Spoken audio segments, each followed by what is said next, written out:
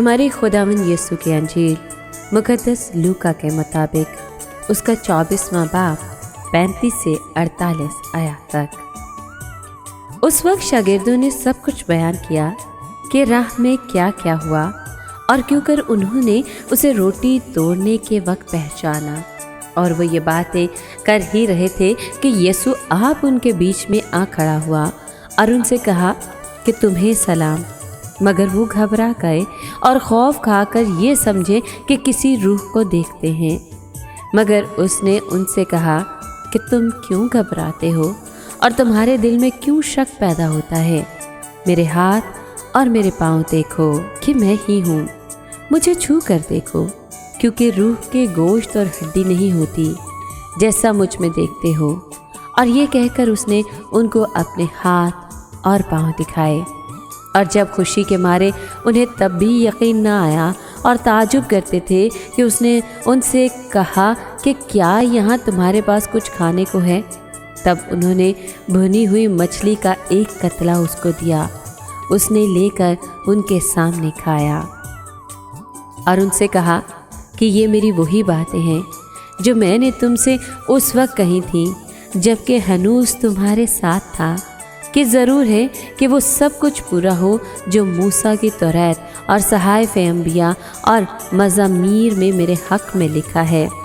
تب اس نے ان کا ذہن کھولا تاکہ نوشتوں کو سمجھیں، اور ان سے کہا کہ یوں لکھا ہے کہ المسیح دکھ اٹھائے گا اور تیسرے دن مردوں میں سے جی اٹھے گا، اور یروشلم سے شروع کر کے سب قوموں میں اس کے نام سے گناہوں کی معافی کے لیے توبہ کی منادی کی جائے گی۔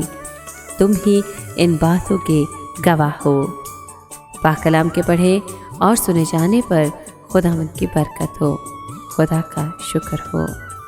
عزیز مومنین، عید قیامت المسیح خداوند یسوع کے پاک تثلیث کا دوسرا شخص ہونے اور ابن خدا کی قدرت اور محبت کی مہار تصدیق کرتی ہے۔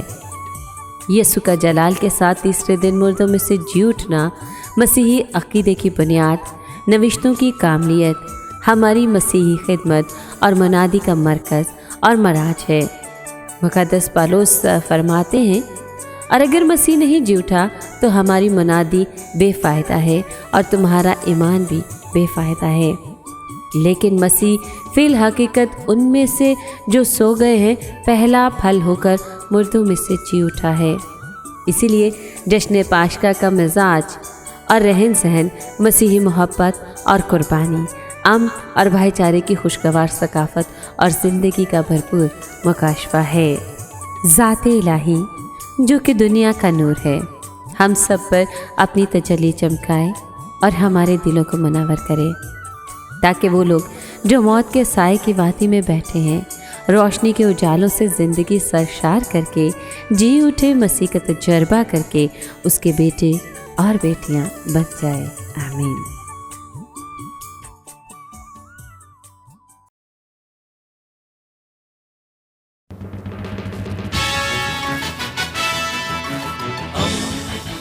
دوستی کا پیغمبر، ریڈیو ویریتاس ایشیا۔